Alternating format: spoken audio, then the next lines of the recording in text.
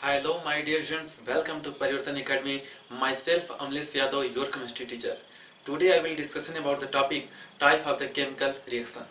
यानी स्टूडेंट्स आज हम लोग बात करेंगे कि रासायनिक अभिक्रिया के प्रकार। रासायनिक अभिक्रिया कितने प्रकार के होते हैं। हम लोग जो अभी पढ़े थे रासायनिक अभिक्रिया, तो कितने प्रकार के होते हैं हम जानेंगे। कि रासायनिक अभिक्रिया जो पहली होती है जिसका नाम है योगात्मक अभिक्रिया या संयोजन अभिक्रिया, जिसे संकलन अभिक्रिया के नाम से जानते हैं। दूसरा आता है हमारा अपघटन अभिक्रिया या वियोजन अभिक्रिया। तीसरा होता है विस्थापन अभिक्रिया। विस्थापन अभिक्रिया दो प्रकार के, एकल विस्थापन, द्विविस्थापन, और एक निष्ठ जिसका नाम है ऑक्सीकरण अपचयन यानी उपचयन अपचयन अभिक्रिया, जिसे रेडॉक्स अभिक्रिया के नाम से जानेंगे। तो इन रिएक्शन के बारे में हम लोग पढ़ेंगे और साथ में पढ़ेंगे ताप के आधार पर अभिक्रिया यानी उष्माक्षेपी अभिक्रिया, उष्माशोषी अभिक्रिया। बहुत बेहतरीन जबरदस्त टॉपिक आज हम लोग स्टार्ट करने वाले हैं, जिसमें हम लोग पढ़ेंगे रासायनिक अभिक्रिया के प्रकार। देखते हैं माय डियर रासायनिक अभिक्रिया के प्रकार, type of the chemical reaction, जिसमें हमारा फर्स्ट रिएक्शन जो है जिसका नाम है संयोजन अभिक्रिया। और संयोजन का मतलब दूसरा नाम क्या है, योगात्मक अभिक्रिया। और इसी अभिक्रिया को एग्जाम में दूसरे नाम से पूछ देते हैं कि संकलन अभिक्रिया किसे कहते हैं। तो बहुत से स्टूडेंट्स कंफ्यूजन हो जाते हैं कि संकलन अभिक्रिया क्या होती है। तो याद रखिएगा कि संयोजन अभिक्रिया, योगात्मक अभिक्रिया, संकलन अभिक्रिया का कोई एक और नाम से जानेंगे, क्या चीज, एडिशन रिएक्शन, कॉम्बिनेशन रिएक्शन के नाम से। संयोजन का मतलब क्या होता है, जोड़ देना, योग कर लेना। योगात्मक का मतलब वही बात है, जोड़ देना, और संकलन का मतलब वही जोड़ देना।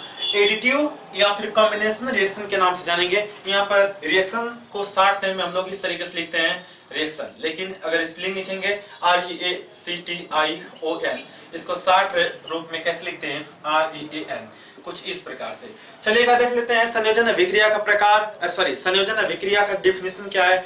बहुत बेहतरीन, जबरदस्त, शानदार। चलिएगा, संयोजन अभिक्रिया का नाम है क्या चीज, संयोजन का मतलब होता है जोड़ना। यानी कि जब दो या दो से अधिक पदार्थ एक दूसरे में जुड़कर एक दूसरे में क्रिया करके केवल एक नए पदार्थ का निर्माण करेंगे तो उसे हम लोग संयोजन अभिक्रिया कहेंगे। ऐसा क्यों, संयोजन का मतलब है कि हम लोग दो पदार्थ लें या चाहे दो से अधिक लें, हमेशा क्या करेगा, वह जुड़कर केवल एक ही पदार्थ का निर्माण करेगा, संयोजन अभिक्रिया कहलाएगा। जैसे हम लोग अगर बात करें इसमें कि ए टाइप का कोई पदार्थ है, बी टाइप का कोई पदार्थ है, दोनों जब आपस में मिलेंगे तो केवल एक ही पदार्थ बनाएगा।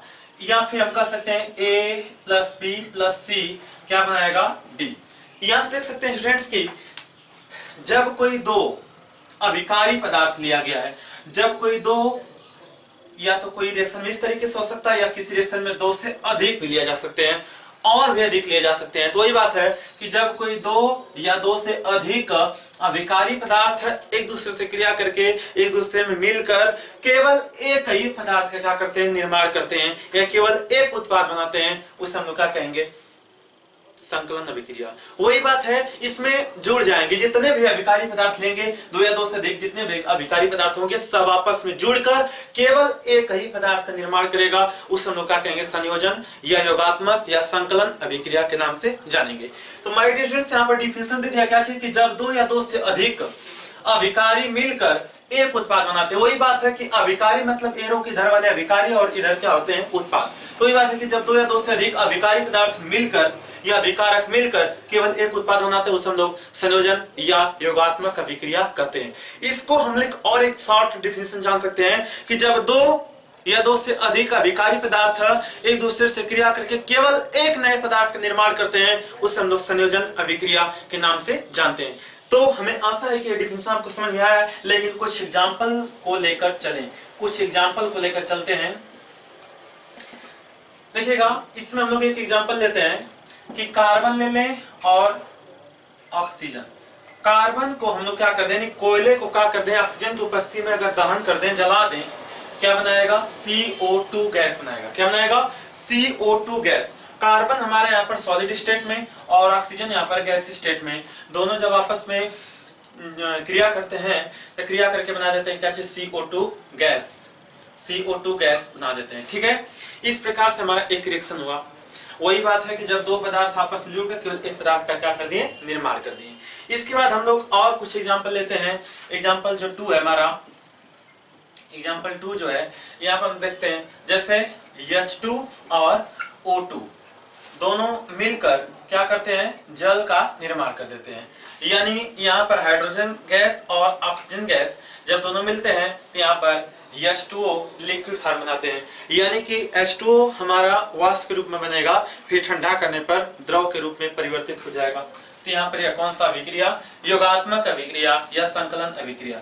एग्जाम्पल 3 की अगर बात करते हैं तो यहाँ पर मिल रहा क्या चीज, H2 प्लस Cl2 यानी हाइड्रोजन गैस और क्लोरीन गैस, दोनों को अगर हम लोग मिला दें तो उसमें क्या बनेगा, HCl बनेगा। जब भी हाइड्रोजन और क्लोरीन को हम लोग मिलाएंगे तो HCl बनेगा और HCl तो लिखेंगे, लेकिन छोटी सी बात है कि यहाँ पर हाइड्रोजन और हाइड्रोजन बैलेंस और क्लोरीन बैलेंस नहीं है। हाइड्रोजन 2 मोल, 2 अणु, हाइड्रोजन के 2 परमाणु है, एक अणु बताएंगे और यहाँ पर एक ही है, इसलिए इसको बैलेंस अगर करना है तो यहाँ पर 2 मोल को बढ़ाना पड़ेगा। और यह किस स्टेट में, HCl भी हमारा किस स्टेट में, यहाँ पर गैसेस स्टेट में ही मिलेगा। ठीक है, इसके बाद हम और कुछ एग्जांपल की बात अगर कर लेते हैं माय डियर स्टूडेंट्स, तो यहाँ पर और एग्जांपल लेते हैं। एग्जांपल 4 की बात करें, एग्जांपल 4 की बात करते हैं तो देखिएगा, कोई असंतृप्त कार्बनिक यौगिक, असंतृप्त का मतलब है, इसी क्लास 10 में हम लोग पढ़ेंगे कार्बन वाले चैप्टर में।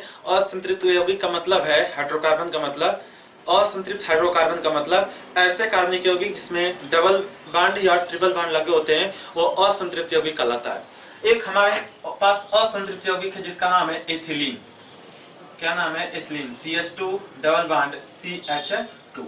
और इस एथिलीन को हम लोग क्या करते हैं, H2 के साथ क्या करा देते हैं, क्रिया कराते हैं, लेकिन किसके उपस्थिति में, यहाँ पर तप्त निकिल चूर्ण लेते हैं। क्या लेते हैं, तप्त निकिल चूर्ण लेते हैं और इसको 200 से लेकर 300 सेंटीग्रेड के टेम्परेचर क्या कर देते हैं, हीट कर देते हैं। यह जो डबल बॉन्ड है डिसोसिएट हो जाता है, टूट जाता है, और टूट कर क्या बन जाता है, यहाँ पर CH सिंगल बॉन्ड आ जाता है। और हम लोग जानते हैं कार्बन की वैलेंसी 4 होती है, तो CH3 सिंगल बॉन्ड CH3। यानी यहाँ पर जो है इसका नाम है, 2 कार्बन के लिए एथ और यहाँ पर होता है इन, इसका नाम एथीन है, और यहाँ पर बन जाता है क्या चीज, एथेन। यहाँ पर क्या जाता है, एथेन। इसको इस्तेमाल कैसे लिख सकते हैं, एथेन बनाता है। ठीक है फ्रेंड्स, यहाँ पर ये हम लोग देख रहे हैं, ये भी कैसा हमारा एडिशन रिएक्शन। अगर एक रिएक्शन और बात हम लोग करते हैं एग्जाम्पल 5 की, एग्जाम्पल यहाँ पर 5 लेते हैं, एग्जाम्पल 5, जिससे एग्जाम्पल हम लोग क्या लेंगे, एथीन। क्या ले लेते हैं, एथाइन, यानी CH ट्रिपल बॉन्ड CH, और वही फिर इसके बाद H2 की उपस्थिति में सिर्फ वही बात, तप्त निकिल चूर्ण लेंगे और इसको 200 से 300 सेंटीग्रेड पर क्या कर देंगे, गर्म कर देंगे, और यहाँ पर बनेगा ट्रिपल बॉन्ड से हमारा डबल बॉन्ड में परिवर्तित होगा CH2 और डबल बॉन्ड CH2। यहाँ पर इस एग्जांपल को हम लोग हटा देते हैं, इरेज कर लेकर चाहते हैं तो आप इसका स्क्रीनशॉट मार दीजिए, उतार लीजिएगा। इसके बाद इसको हम हटाते हैं, इसको आगे बढ़ा दें, एथीन आ गया। फिर पुनः इस एथीन का हम लोग देख रहे हैं, एथीन का अगर क्रिया H2 के साथ उसी के साथ किया तो एथीन बन रहा है। तो इसको हम लोग क्या कर सकते हैं, आगे बढ़ाएंगे। तो इस एग्जांपल को तो आप उतार लिए होंगे, आगे थोड़ा सा इसको बढ़ा देते हैं। फिर पुनः अगर हम लोग क्रिया करा देते हैं किसके साथ, H2 के साथ, यानी H2 के साथ, और वही बात है निकिल, कौन सा, तप्त निकिल चूर्ण। और इसके बाद हम लोग 200 से 300 सेंटीग्रेड पर क्या कर देते हैं, इसको हीट कर देते हैं। तो उसमें क्या बनता है, फिर बन जाता है क्या चीज, CH3 सिंगल बॉन्ड CH3। यहाँ पर जो CH2 है और इसके बीच में जो डबल बॉन्ड है, एक हाइड्रोजन जो है, एक हाइड्रोजन इसके पास और एक हाइड्रोजन इसके पास, तो CH3 और डबल बॉन्ड टूटकर CH बॉन्ड आ जाता, सॉरी एकल बॉन्ड आ जाते हैं। ठीक है, इस प्रकार से यहाँ पर क्या हम लोग लिए हैं, 2 कार्बन के लिए एथ और ट्रिपल बॉन्ड के लिए आइन, यहाँ पर नाम है क्या चीज, एथाइन, और यहाँ पर क्या बना है, एथ, और डबल बॉन्ड के लिए इन, एथीन, और यहाँ पर क्या हो गया है, एथेन। क्या हो गया, एथेन। जब हम लोग नॉमेनक्लेचर पढ़ेंगे उसमें आपको इसका नाम पता चल जाएगा। तो माय डियर फ्रेंड्स, ये हमारा हो गया क्या चीज, संयोजन या योगात्मक या संकलन अभिक्रिया, कि जब दो या दो से अधिक अभिकारी पदार्थ एक दूसरे से क्रिया करके केवल एक नए उत्पाद का निर्माण करते हैं, वो संयोजन अभिक्रिया होते हैं। इसका एग्जाम्पल हम लोग 5-6 दिए हैं। इसके बाद हम लोग चल लेते हैं किस रिएक्शन पर, दूसरा वाला रिएक्शन जो हमारा है उसमें हम लोग चलते हैं वियोजन अभिक्रिया, जिसका नाम अपघटन अभिक्रिया के नाम से जानते हैं। ये देख लेते हैं दूसरा अभिक्रिया वियोजन अभिक्रिया। वियोजन अभिक्रिया का मतलब होता है टूटना, और इसी का दूसरा नाम है क्या चीज, अपघटन अभिक्रिया, यानी डीकम्पोजिशन। यानी डीकम्पोज मतलब होता है टूट जाना, अपघटित हो जाना, यानी वही बात है डीकम्पोजिशन रिएक्शन। यानी वियोजन अभिक्रिया या जो अपघटन अभिक्रिया है वह कितने प्रकार की होती है, तो वियोजन अभिक्रिया कुछ 3 प्रकार की होती है। कौन कौन सी, ऊष्मीय वियोजन अभिक्रिया, विद्युत वियोजन अभिक्रिया और एक प्रकाशीय वियोजन अभिक्रिया। और इसी के कारण नाम दे सकते हैं, या फिर वियोजन ना करके अपघटन कर देंगे, ऊष्मीय अपघटन अभिक्रिया, विद्युत अपघटन अभिक्रिया और प्रकाशीय अपघटन अभिक्रिया, ऐसे कहते हैं। लेकिन मैक्सिमम तौर से हम लोग क्या बोलते हैं, ऊष्मीय वियोजन, विद्युत अपघटन कर सकते हैं या विद्युत वियोजन कर सकते हैं, और एक प्रकाशीय वियोजन कहते हैं। ठीक है, अपघटन इसको नहीं बोलते हैं। इस तरीके से इसका नाम होते हैं। और आगे चलते हैं, वियोजन अभिक्रिया की डेफिनेशन जानते हैं। इसके नाम से आपको पता चल गया कि वियोजन अभिक्रिया, इसमें जरूर से जरूर इसका नाम है क्या चीज, टूट जाना। यानी टूटने का मतलब कोई एक पदार्थ है और जब यह एक से अधिक भाग में टूटेगा तो उस समय इसे क्या कहेंगे, वियोजन अभिक्रिया। इसको जान लेते हैं क्या चीज, कि जब कोई अभिकारी पदार्थ एक या एक से अधिक भाव में क्या हो जाता है, वियोजित हो जाता है, टूट जाता है, उस हम लोग क्या कहते हैं, वियोजन अभिक्रिया। जब कोई अभिकारी पदार्थ एक या एक से अधिक भागों में वियोजित हो जाते हैं, टूट जाते हैं, उससे हम लोग क्या कहते हैं, वियोजन अभिक्रिया। एक अभिकारी पदार्थ क्या कर लिख सकते हैं, जब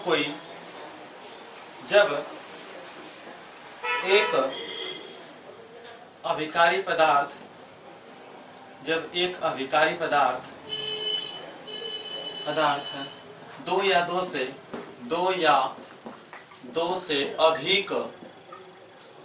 से अधिक उत्पाद बनाते हैं तो उसे वियोजन अभिक्रिया कहते हैं। ठीक है, वियोजन अभिक्रिया कहते हैं। ठीक है, वियोजन अभिक्रिया कहते हैं। ठीक है, तो ये बात है कि जब कोई एक अभिकारी पदार्थ दो या दो से अधिक उत्पाद बनाते हैं, उससे हम लोग क्या कहते हैं, अपघटन या वियोजन अभिक्रिया कहते हैं। इसके बाद इसमें हम लोग देख लेते हैं कोई इसका सामान्य एग्जांपल। तो आप देख सकते हैं क्या चीज, कि इसमें कोई ए होगा और टूटे कर कितना बनाएगा, बी और सी। वही बात है कि जब कोई एक पदार्थ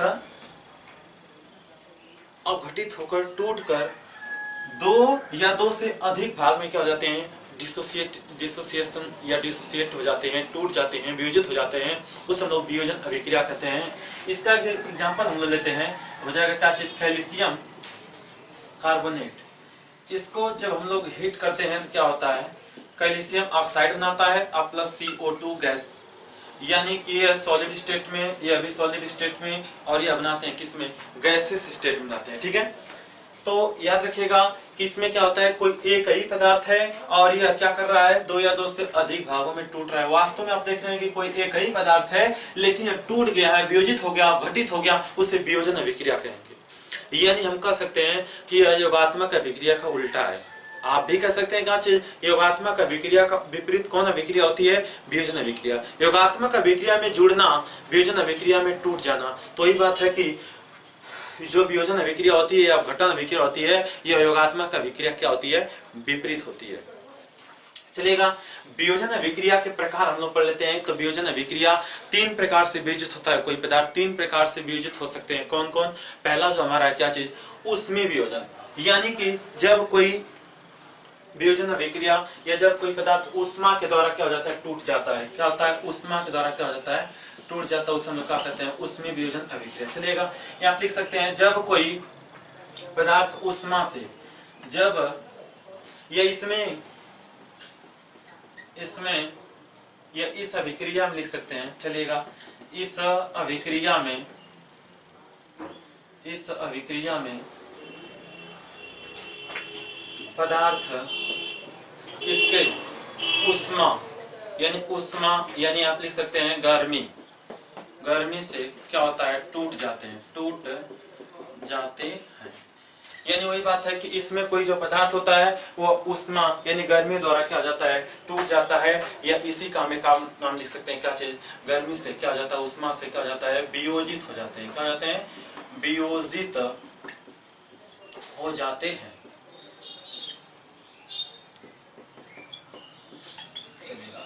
इस अभिक्रिया में पदार्थ उष्मा के द्वारा क्या हो जाता है, वियोजित। उसमें वियोजन सेम एकदम इसी के नाम पर ही तो है, उष्मा से वियोजन, ठीक है, उसमें वियोजन। विद्युत वियोजन विद्युत से वियोजन, प्रकाशीय वियोजन प्रकाश से वियोजित हो जाएगा, चलेगा। उसमें वियोजन का हम लोग एक असेंस एग्जांपल ले लेते हैं। क्या चीज, वही बात है कि हम लोग क्या लेके चलेंगे, कैल्शियम कार्बोनेट। जब कैल्शियम कार्बोनेट लेके चलेंगे, इसको क्या कर देंगे, गर्म कर देंगे। क्या कर देंगे, गर्म।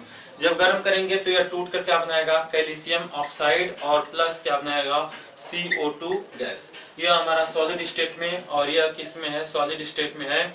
और यह बनाता है क्या चीज, कार्बन डाइऑक्साइड गैसेज, हानिकारक गैसेज है जो गैस स्टेट में होता है। तो क्या हो गया, उष्मा के द्वारा वियोजित हो जाता है। यहाँ पर आप उष्मा भी दिखा सकते हैं, क्या लिख देंगे, उष्मा, उष्मीय या उष्मीय वियोजन भी लिख सकते हैं, चाहे उष्मा भी दिखा सकते हैं, ठीक है। तो आप उष्मा दिखाइए, आगे चलेगा। उसमें वियोजन आपको समझ आ गया हो गया। फिर इसके बाद हम लोग क्या लेंगे, विद्युत वियोजन। विद्युत वियोजन क्या है, इस अभिक्रिया में पदार्थ विद्युत से वियोजित हो जाता है। इस अभिक्रिया में पदार्थ इस अभिक्रिया में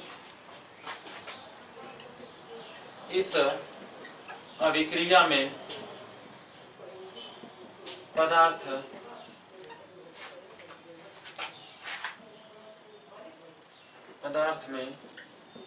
इस अभिक्रिया में पदार्थ में विद्युत धारा प्रवाहित करने पर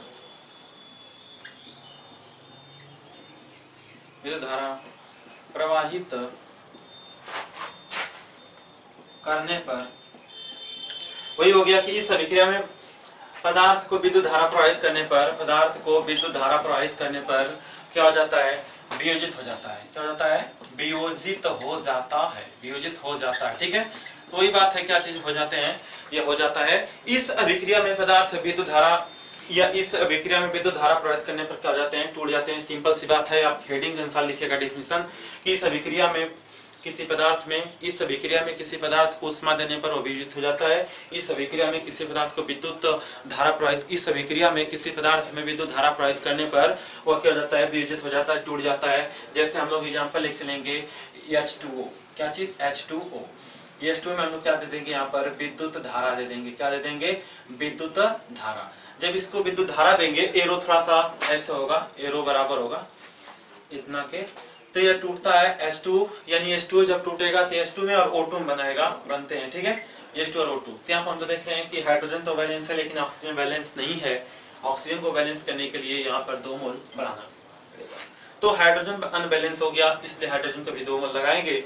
ये हमारा किस स्टेट में, लिक्विड में, और ये गैस स्टेट में, और ये भी गैस स्टेट में।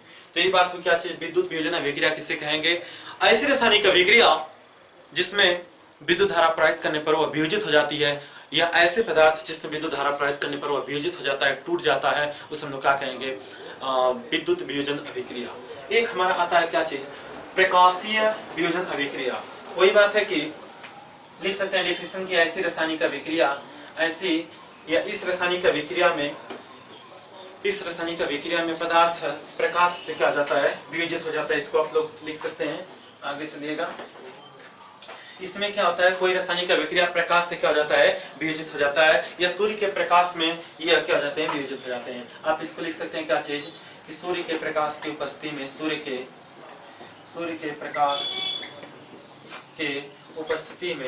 प्रकाश के उपस्थिति में पदार्थ का वियोजन होता है। क्या होता है, पदार्थ का वियोजन हो जाता है, या होता है, चाहे हो जाता है।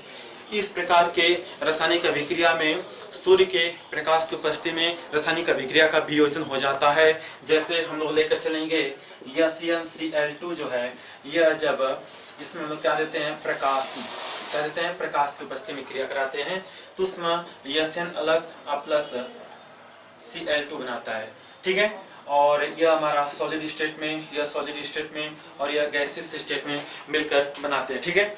और हम और एग्जांपल लेके चलेंगे तो हमारे पास और एग्जांपल हो सकते हैं कुछ इस प्रकार से। AgCl2 को लेकर चलते हैं तो मिलता है क्या चीज, Ag प्लस Cl2, वही बात है solid state and liquid state AgCl2। और यहाँ पे क्या बात करेंगे, प्रकाश की। तो किसी भी रासायनिक अभिक्रिया में हम लोग क्या करते हैं, या रासायनिक अभिक्रिया में अगर प्रकाश अगर प्रोवाइड कर देंगे, प्रकाश दे देंगे तो क्या हो जाएगा, वियोजित होगा। तो ऐसी रासायनिक अभिक्रिया क्या हो जाते हैं, प्रकाश वियोजन अभिक्रिया। तो ये बात हमारे समझ में आई होगी क्या चीज, कि जो हमारा वियोजन अभिक्रिया वो 3 प्रकार के कौन कौन से, विद्युत वियोजन जो विद्युत के द्वारा वियोजित हो जाते हैं, और उष्मीय वियोजन जो उष्मा के द्वारा वियोजित हो जाते हैं, और प्रकाशीय वियोजन जो प्रकाश के द्वारा क्या हो जाते हैं, वियोजित हो जाते हैं। और हम इसमें एग्जांपल देख लेते हैं कि उष्मा के द्वारा क्या वियोजित हो जाता है। तो कैल्शियम कार्बोनेट है, उसमें अगर उष्मा देंगे तो वह कैल्शियम ऑक्साइड और साथ में कार्बन डाइऑक्साइड में परिवर्तित हो जाएंगे। इसके बाद हमारा दूसरा रिएक्शन जो आता है उसका नाम है क्या चीज, विद्युत वियोजन। विद्युत वियोजन ऐसे रासायनिक अभिक्रिया है जिसमें विद्युत धारा प्रवाहित करने पर वह वियोजित हो जाता है, उसे हम लोग क्या कहेंगे, विद्युत वियोजन अभिक्रिया। इसमें पानी लिया गया है एग्जांपल के रूप में, यानी H2 और O2 के रूप में क्या हो जाएंगे, डिसोसिएट हो जाएंगे, टूट जाएंगे। इसके बाद लास्ट हमारा इसमें आ रहा है क्या चीज, प्रकाशीय वियोजन अभिक्रिया। ऐसी वियोजन अभिक्रिया या ऐसी अभिक्रिया जिसमें प्रकाश की उपस्थिति में क्या हो जाती है, वियोजित हो जाती है, उसे हम लोग प्रकाशीय वियोजन अभिक्रिया के नाम से जानेंगे। जिसमें हम लोग SnCl2 या फिर AgCl2 को एग्जाम्पल के रूप में लिए हैं और इस रिएक्शन को हम लोग कंप्लीट किए हैं। आइए देखते हैं तीसरा वाला, जिसका नाम है क्या चीज, विस्थापन अभिक्रिया। तीसरा देख लेते हैं माय डियर स्टूडेंट्स, विस्थापन अभिक्रिया क्या है। विस्थापन अभिक्रिया में कोई एक पदार्थ दूसरे पदार्थ को क्या कर देंगे, विस्थापित कर देंगे। आइए देख लेते हैं, उसको भी नास्ते ताबूत करते हैं। माय डियर स्टूडेंट्स, कंसंट्रेट होकर इस वीडियो को कंटिन्यू कीजिए और अपने पास में रफ और पेन लेकर जरूर बैठिएगा। और आपसे बोल रहे हैं रफ और पेन अपने पास लेकर बैठो, जो भी टॉपिक पढ़ा जा रहा है उसको नोट करते जाइए, ताकि यह जो नोट्स होगा आपका हमारे एग्जामिनेशन में बहुत आपका क्या करेगा, सहायता करेगा, हेल्प करेगा। तो माय डियर स्टूडेंट्स, आपसे कह रहे हैं कंसंट्रेट हो जाओ और हमारे इस हेडिंग पर कंसंट्रेट होकर इस वीडियो को आगे कंटिन्यू करते रहिए। चलिएगा, देखिएगा हमारा जो तीसरा वाला जो है, पहला हो गया क्या चीज, योगात्मक अभिक्रिया, संयोजन अभिक्रिया, संकलन अभिक्रिया। और दूसरा जो है हमारा वियोजन अभिक्रिया। वियोजन अभिक्रिया 3 प्रकार के कौन कौन से, पहला उष्मीय वियोजन, दूसरा विद्युत वियोजन, तीसरा प्रकाशीय वियोजन। फिर इसके बाद हमारा चल रहा है क्या चीज, तीसरा वाला जो आ रहा है, तीसरा वाला जिसका नाम है क्या चीज, विस्थापन अभिक्रिया। विस्थापन अभिक्रिया। विस्थापन अभिक्रिया का मतलब क्या चीज है, इसको हम लोग क्या बोलते हैं, डिस्प्लेसमेंट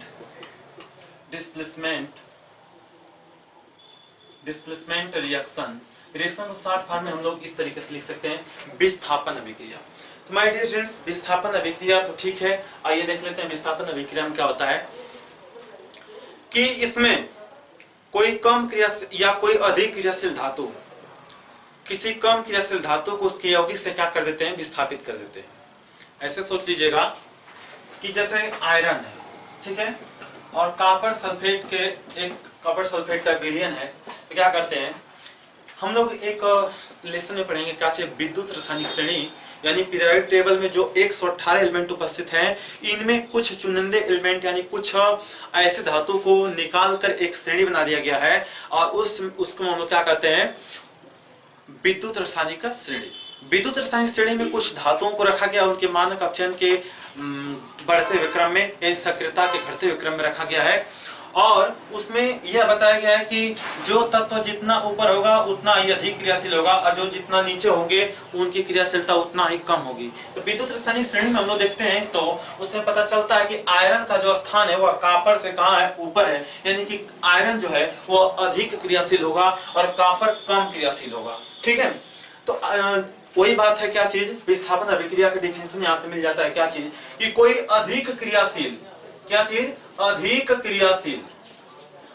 क्रियाशील जब क्या करते हैं, अधिक क्रियाशील हो गया क्या चीज, कोई धातु, कोई अधिक क्रियाशील धातु किसी कम क्रियाशील धातु को उसके यौगिक से क्या कर देते हैं, विस्थापित कर देते हैं और क्या बनाते हैं तब उसमें, यानी क्या होता है, यह आयरन अधिक क्रियाशील है और यह आएगा कॉपर के स्थान पर, कॉपर को हटा देगा, यहाँ पर हो जाएगा क्या चीज, FeSO4 प्लस क्या हो जाएगा, Cu बन जाएगा। जैसे हम लोग मान लेते हैं कि कोई बच्चा चेयर पर बैठा है और कोई बहुत बड़े साहब आ गए, तो क्या करते हैं, उस बच्चे के पास आते हैं, बच्चा क्या करता है, हट जाता है, साहब को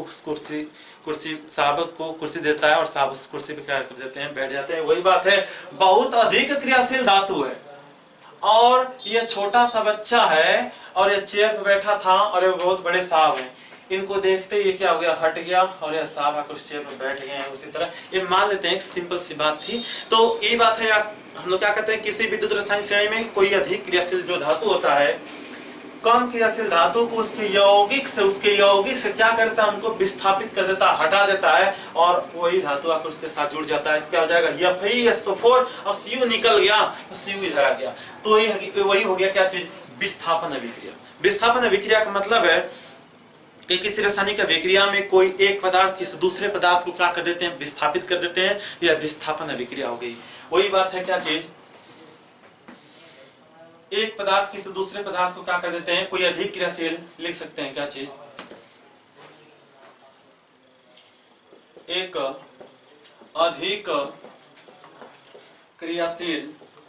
अधिक क्रियाशील पदार्थ या धातु को लिख सकते हैं, एक अधिक क्रियाशील धातु कम क्रियाशील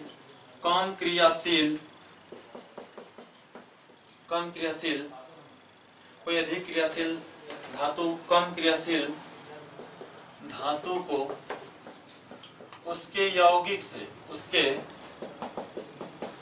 यौगिक से विस्थापित कर देता है। क्या कर देता है, विस्थापित कर देता है,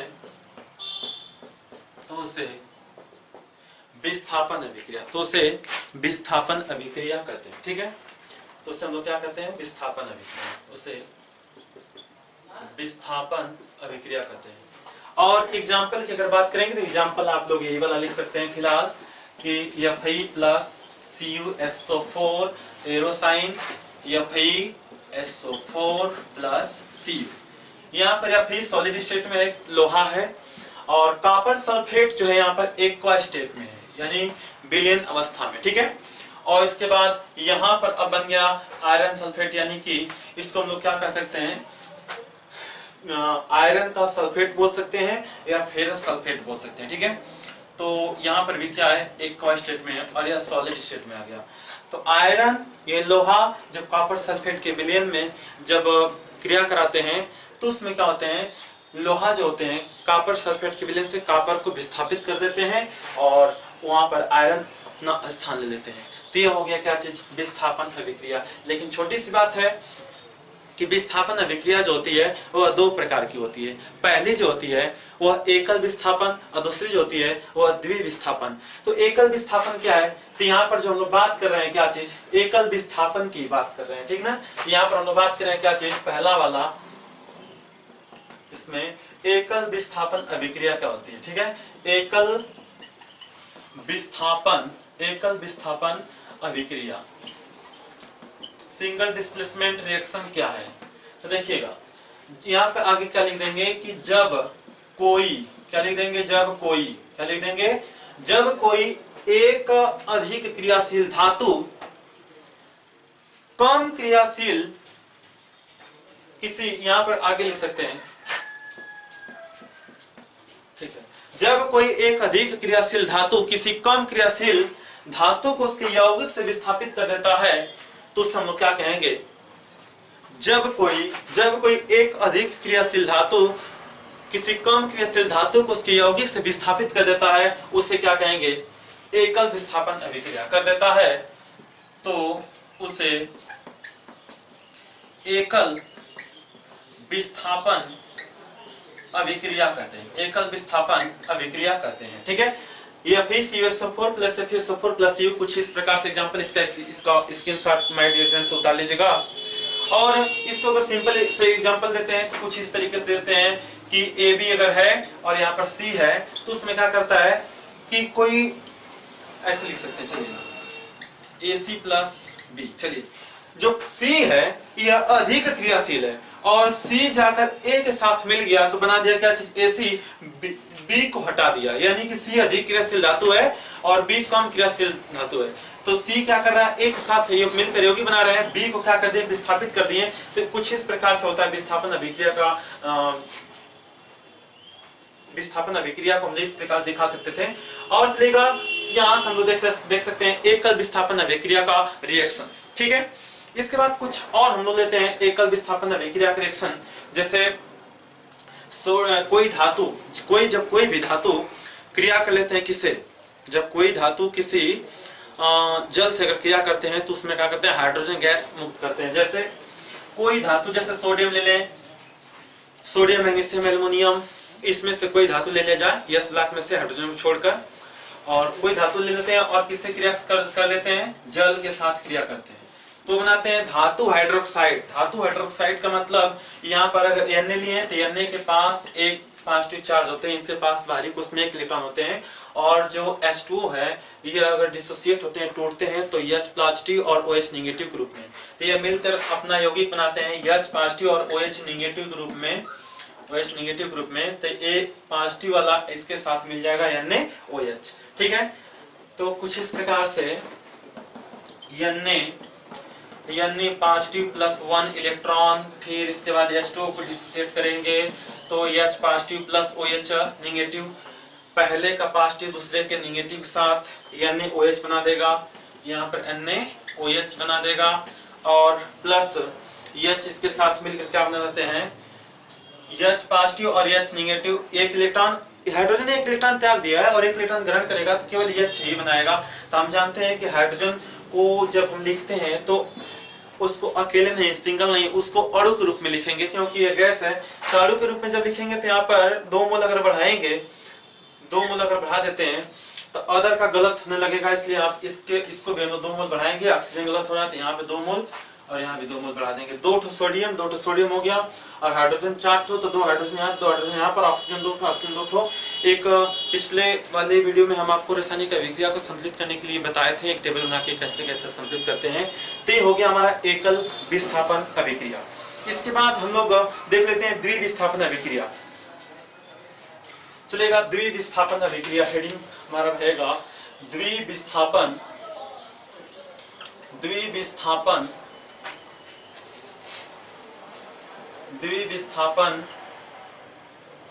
अभिक्रिया। द्विविस्थापन अभिक्रिया यानी इसको लोग डबल डिस्प्लेसमेंट रिएक्शन के नाम से जानेंगे। Double displacement reaction, my dear students, इसको जानिएगा कि इसमें क्या होता है कि कोई दो अभिकारी पदार्थ क्या होते हैं, कोई 2 अभिकारी पदार्थ एक दूसरे को विस्थापित कर देते हैं, कोई 2 अभिकारी पदार्थ एक दूसरे को विस्थापित करके यौगिक बनाते हैं। ठीक है, जैसे इसमें क्या होगा, AB और प्लस ले लिया गया है CD, तो क्या होगा, A वाला इसके चाहे D के साथ चाहे इसके C के साथ मिल जाते हैं तो बनाएंगे AC, और एक तो क्या बना देगा BD, यानी कुछ इस प्रकार से यौगिक मतलब बना देते हैं। ठीक है, तो हम आपको बता दें कि द्विविस्थापन अभिक्रिया क्या होती है कि इस अभिक्रिया में उत्पादों का निर्माण उनके यौगिकों के, यानी कि इस रासायनिक अभिक्रिया में, द्विविस्थापन अभिक्रिया में क्या होता है, उत्पादों का निर्माण उनके 2 यौगिकों के बीच आयनों के आदान प्रदान से होता है। ठीक है, इसमें क्या होता है, वही बात ABCD AC प्लस BD, 2 अभिकारी पदार्थों, यानी इस रासायनिक अभिक्रिया में उत्पाद का जो निर्माण होता है 2 अभिकारी पदार्थ के यौगिकों के उनके आयनों के आदान प्रदान से होता है। कैसे चलेगा, इसका एग्जांपल देख लेते हैं।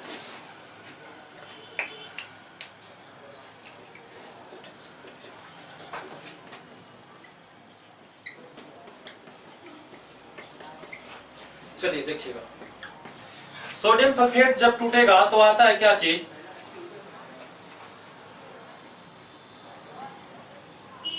सोडियम सल्फेट, और इसके बाद बेरियम क्लोराइड है। तो सोडियम सल्फेट को अगर हम लोग डिसोसिएट करते हैं तो 2 ऐसे लिखते हैं, Na2SO4 है, यह जब टूटेगा तो Na पे एक पॉजिटिव चार्ज, 2 यहाँ पर 2 मोल से 2 लगाया जाएगा। सल्फेट जो होते हैं 2 नेगेटिव चार्ज। बेरियम क्लोराइड जो है, बेरियम पर 2 पॉजिटिव चार्ज प्लस Cl पर एक नेगेटिव, लेकिन यहाँ पर इसको ऐसे लिखा जाएगा। तो पहला वाला दूसरा वाला वही बात है, पहला और दूसरा, पहले का पॉजिटिव दूसरे के नेगेटिव साथ मिलेंगे तो बनाएंगे क्या चीज, NaCl। क्या चीज, NaCl 2 मोल और प्लस बेरियम सल्फेट, क्या बना देंगे, बेरियम सल्फेट, इस तरीके से। तो यही बात है क्या चीज, इसमें द्विविस्थापन अभिक्रिया में हम लोग रिएक्शन में क्या लिख देंगे कि इसमें उत्पाद का निर्माण, द्विविस्थापन अभिक्रिया में उत्पाद का निर्माण अभिकारी पदार्थों के आयनों के आदान प्रदान से क्या होते हैं, आदान प्रदान से रिएक्शन होते हैं, ठीक है।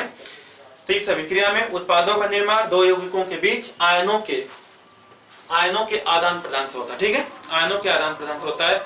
इस अभिक्रिया में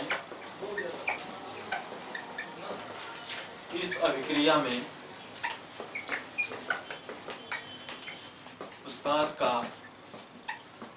निर्माण दो अभिकारी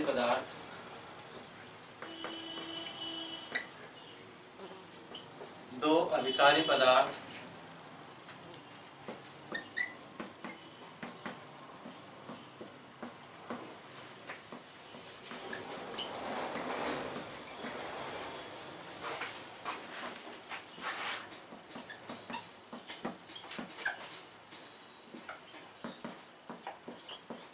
से होता है।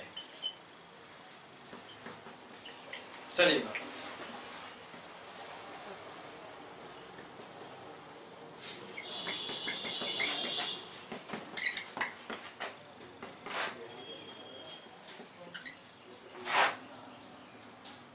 पहले हम लोग बेरियम सल्फेट लिख सकते हैं और बाद में NaCl 2 मोल बना सकते हैं, ठीक है।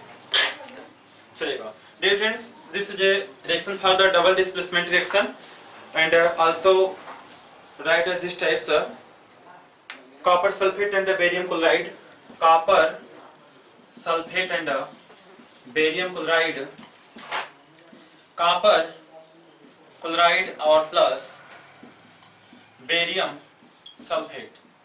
हम लोग इस रिएक्शन को इस तरीके से लिख सकते हैं, यानी कि डबल विस्थापन अभिक्रिया है। इस अभिक्रिया में उत्पाद का निर्माण किसी दो अभिकारी पदार्थों के आवेशों या फिर आयनों के आदान प्रदान से होता है। जैसे यहाँ पर जो कॉपर है, कॉपर पर 2 पॉजिटिव और यह SO4 जो है 2 नेगेटिव है, ये पहला वाला हो गया।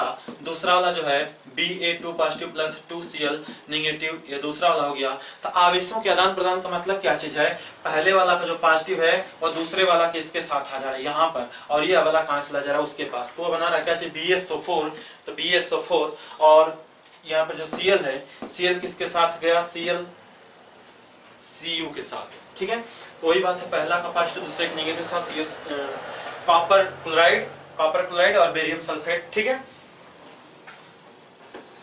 चलिए, तो डियर फ्रेंड्स, कुछ इस प्रकार के हमारे एग्जांपल हैं, और इसको हम लोग कुछ इस प्रकार से लिख सकते हैं कि यह दोनों हमारा जो है एक्वा स्टेट में है और ये भी एक्वा स्टेट में है, और यह सॉलिड स्टेट में, या भी केस में सॉलिड स्टेट में है। ये जो एग्जांपल है हमारे द्विविस्थापन अभिक्रिया के एग्जांपल हैं। इसके बाद हमारा जो आता है कौन सा, नेक्स्ट वाला जो अभिक्रिया है उसका नाम है उपचयन एवं अपचयन अभिक्रिया। उपचयन एवं अपचयन अभिक्रिया क्या होती है, यानी ऑक्सीकरण और अपचयन का नाम आप अगर सुने होंगे तो बहुत अच्छी बात है, नहीं तो देखिएगा उपचयन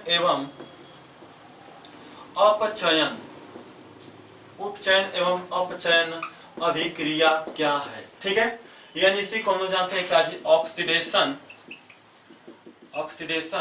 एंड रिडक्शन रिएक्शन, ठीक है ना। तो पहले हम लोग उपचयन के बारे में जानेंगे। उपचयन क्या होता है, और इसी का एक और नाम है क्या चीज, ऑक्सीकरण। क्या चीज, ऑक्सीकरण। ऑक्सीकरण अभिक्रिया क्या है, यानी इसको हम लोग क्या कहेंगे, ऑक्सीडेशन। क्या कहेंगे, ऑक्सीडेशन। उपचयन अभिक्रिया क्या है, ऑक्सीकरण अभिक्रिया क्या, यहाँ पर लिख सकते हैं क्या चीज, अभिक्रिया। क्या चीज, अभिक्रिया, यानी ऑक्सीडेशन रिएक्शन, चलेगा। उपचयन या ऑक्सीकरण, ऑक्सीकरण अभिक्रिया क्या होती है, तो ऐसी रासायनिक अभिक्रिया जिसमें किसी पदार्थ का ऑक्सीजन से संयोग हो या हाइड्रोजन का ह्रास हो। यानी कि हम लिख सकते हैं क्या चीज, किसी पदार्थ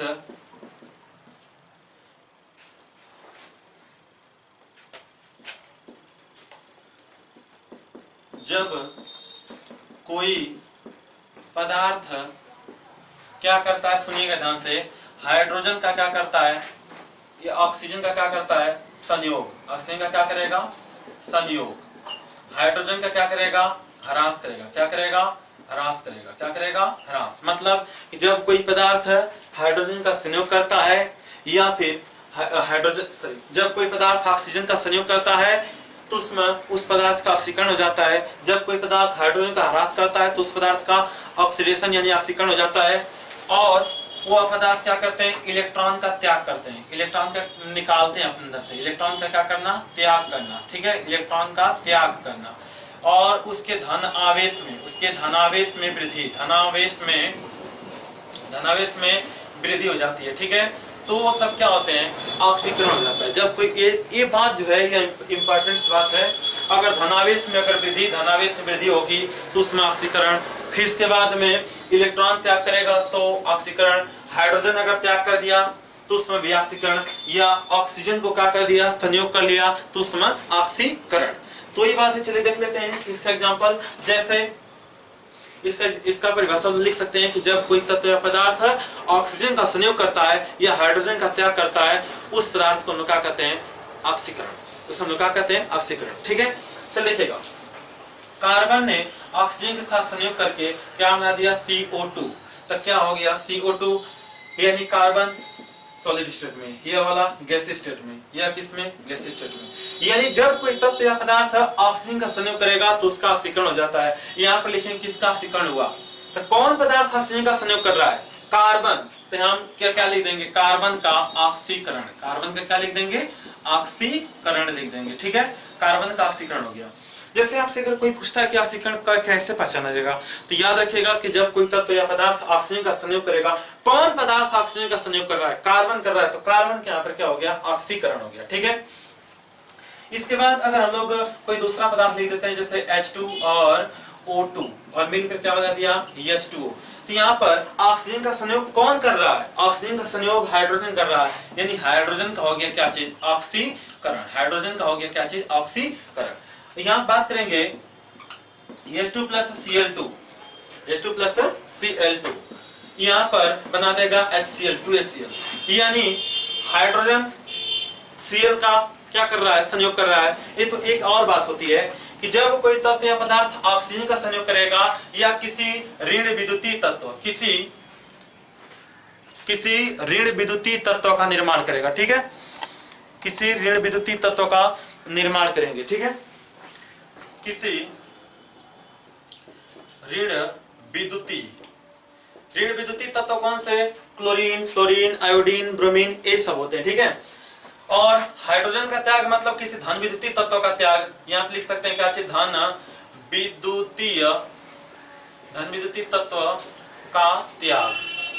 ठीक है, तो ये बात है कि जब कोई तत्व या पदार्थ ऑक्सीजन का संयोग करेगा, और ऑक्सीजन कैसा होता है, ऑक्सीजन पे ऋण आवेश होते हैं, और या फिर ऑक्सीजन का संयोग करे या फिर किसी ऋण विद्युतीय तत्व का। ऑक्सीजन पे भी नेगेटिव चार्ज, क्लोरीन पे भी नेगेटिव चार्ज, यानी ऑक्सीजन एक ऋण विद्युतीय है, तो उसी प्रकार से क्लोरीन, फ्लोरीन, ब्रोमीन भी क्या होते हैं, आयोडीन भी क्या होते हैं, ऋण विद्युतीय तत्व है। वही बात है कि जब कोई तत्व या पदार्थ ऑक्सीजन का संयोग करता है या फिर किसी ऋण विद्युतीय तत्व का भी क्या करता है, संयोग करता है, तो उसका ऑक्सीकरण हो जाता है। तो यहाँ पर क्या हो गया, हाइड्रोजन ने क्लोरीन के साथ क्रिया किया और 2HCl बना दिया।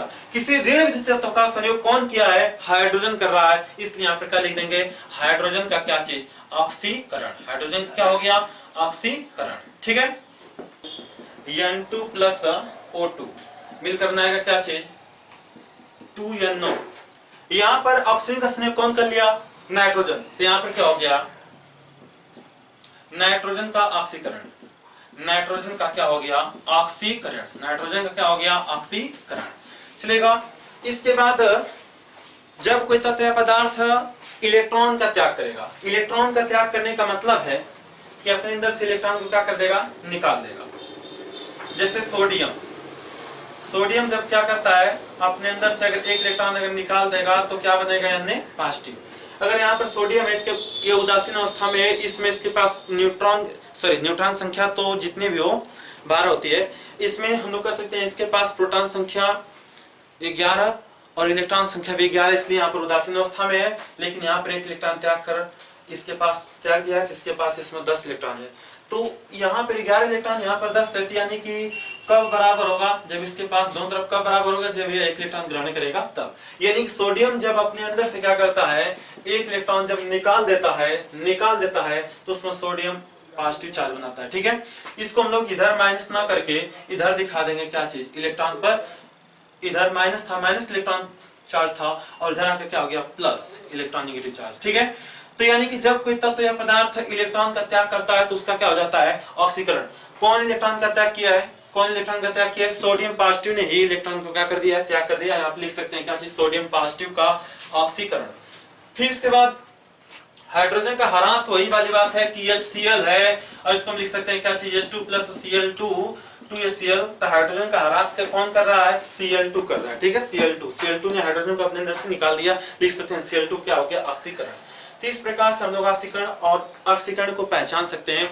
और इसके जब हमारा लेसन फिनिश होता है, इसके बाद हम एक अलग से सेपरेटली वीडियो बनाते हैं जिसका नाम होगा क्या चीज, ऑक्सीकरण और अपचयन, उसको हम लोग बेहतरीन देखिएगा। इसके बाद हमारा एक और हेडिंग बच रहा है, क्या चीज, अपचयन की बात कर रहे हैं। ठीक है, अपचयन क्या होता है, अपचयन अभिक्रिया क्या होती है, अपचयन अभिक्रिया क्या है, चलिएगा देख लीजिएगा। रिडक्शन क्या है, तो जब कोई पदार्थ, वही सेम बात है कि जब कोई पदार्थ हाइड्रोजन का क्या करेगा, संयोग करेगा।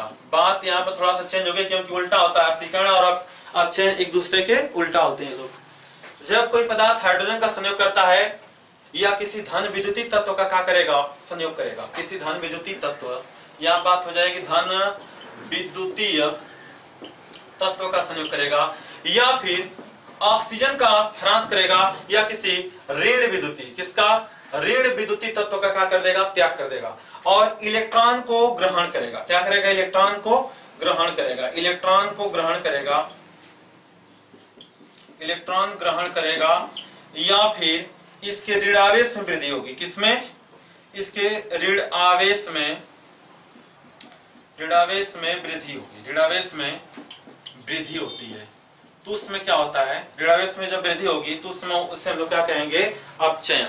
जैसे जब कोई तत्व या पदार्थ हाइड्रोजन का संयोग करता है, जैसे हम लोग लेते हैं कार्बन +2 H2 मिलकर क्या बना देगा, CH4, या फिर और एग्जांपल H2 + Cl2। तो यहाँ पर हम लोग देख रहे हैं कि हाइड्रोजन का संयोग कौन कर रहा है, क्लोरीन कर रहा है। तो यहाँ पर लिख देंगे क्या चीज, C, यहाँ बनेगा पहले यौगिक बनेगा Cl 2HCl। यहाँ पर हाइड्रोजन संयोग कौन किया है, क्लोरीन। तो आप लिख देंगे क्या चीज, क्लोरीन का ऑक्सीकरण, क्लोरीन का अपचयन रहेगा, अपचयन। इसके बाद और भी एग्जांपल, ऑक्सीजन का ह्रास, यानी कि Ca, एग्जांपल इलेक्ट्रॉन त्यागने वाला ले लेते हैं, चलिएगा, इलेक्ट्रॉन ग्रहण करने वाला क्लोरीन हो गया, और एक इलेक्ट्रॉन अगर ग्रहण करेगा तो क्या बना देगा, क्लोरीन नेगेटिव। तो यहाँ पर क्या हो गया, इलेक्ट्रॉन ग्रहण कौन कर रहा है, तो इलेक्ट्रॉन क्लोरीन नेगेटिव है, इसका क्या लिख देंगे, अपचयन।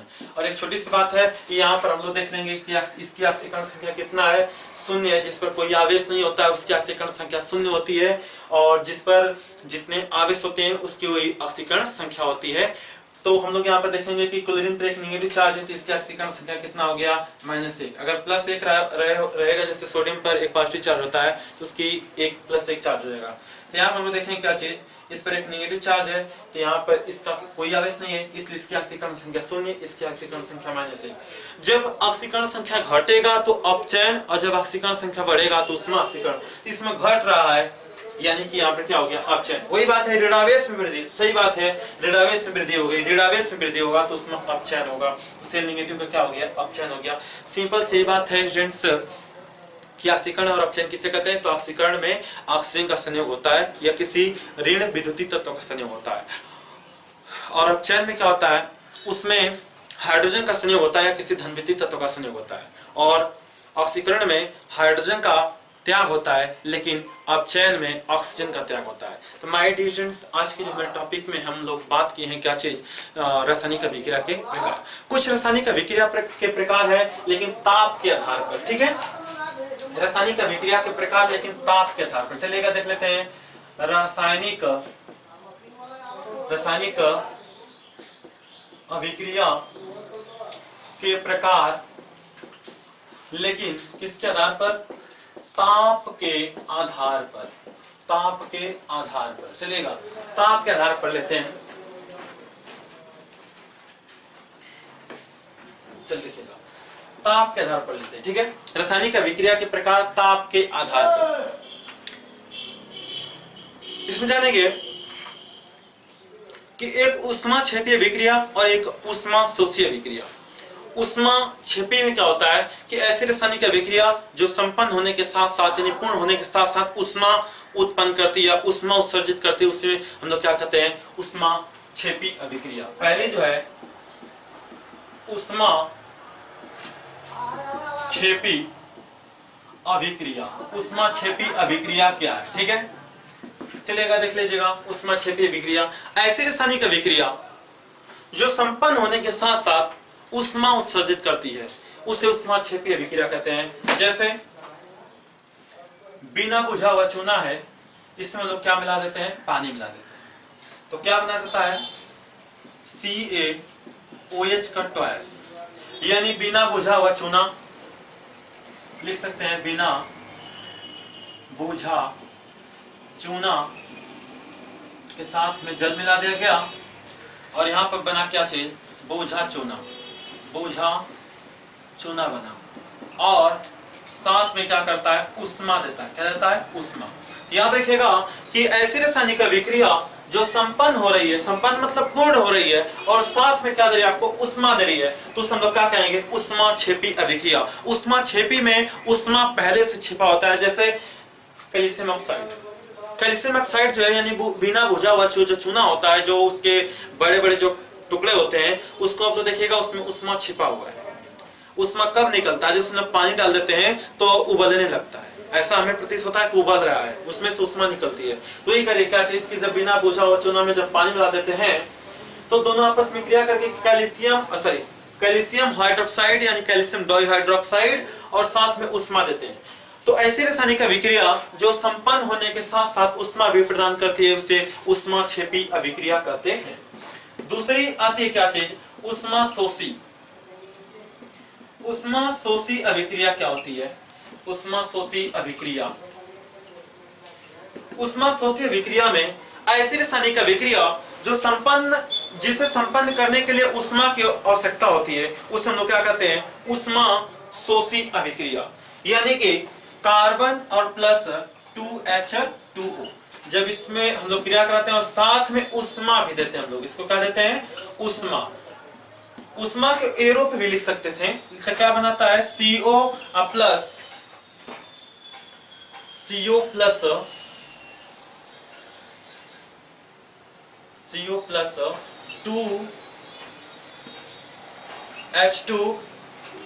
2H2 या फिर इसको हम लिख सकते हैं कुछ इस प्रकार से कि CO प्लस H2, यानी कि यहाँ पर अगर दो मोल नहीं बढ़ाते हैं तब भी हम लोग क्या लिख सकते हैं, CO plus H2, CO plus H2।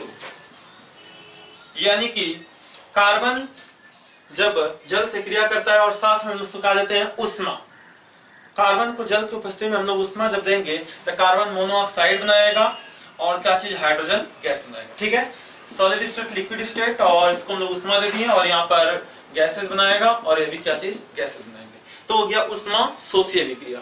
ऊष्माक्षेपी में ऊष्मा छिपा होता है, जब हम इसको संपन्न कराते हैं तो हमें ऊष्मा मिलता है और उष्मा शोषी को क्या करना पड़ता है, उष्मा शोषी में ऐसी रासायनिक अभिक्रिया जिसको संपन्न कराने के लिए उष्मा की आवश्यकता पड़ती है, संपन्न कराने के लिए उष्मा की आवश्यकता पड़ती है, उससे उष्मा शोषी, शोषी मतलब सोखेगा, इससे जरूरत पड़ेगी उष्मा की, तो हो गया उष्मा शोषी। और ऊपर वाला हो गया क्या चीज, उष्मा क्षेपीय अभिक्रिया।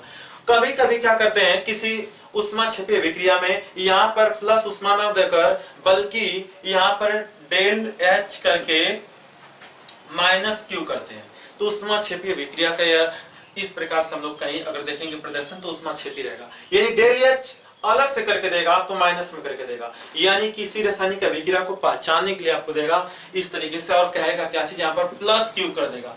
तो अगर प्लस क्यू अगर किया है तो आप लोग जान जाइएगा कि उष्मा क्षेपी है, या फिर रिएक्शन में प्लस क्यू करेगा तो उष्मा क्षेपी है, या फिर बगल में दे देगा क्या चीज, del H is equal to minus q, तो अभी आप समझिएगा कि इधर जाएगा किस में आ जाएगा, प्लस में, यानी कि किसका है, उष्मा क्षेपी का है। नीचे क्या करेगा, वही बात है, यहाँ पर इसको इधर ना देकर इधर जाएगा तो माइनस में उष्मा हो जाएगा, यहाँ पर क्या कर देगा माइनस क्यू, तो कंफ्यूज मत होएगा, माइनस क्यू देता है तो आप समझिएगा कि डेल एच का मान किस में देगा, डेल एच का मान प्लस क्यू में देगा, डेल एच का मान किस में देगा, प्लस क्यू में देगा। इस प्रकार से याद रखिएगा, डेल एच का मान प्लस क्यू में भी आपको मिलता है, तो क्या हो गया, उष्मा शोषी उष्मा क्षेपी।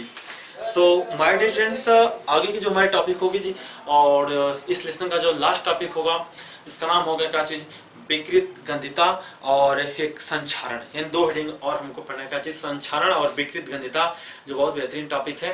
तो इसको हम लोग नेक्स्ट सेशन देखते हैं। तो हमारे साथ जुड़े रहने के लिए बहुत बहुत धन्यवाद। Thank for my dear friends.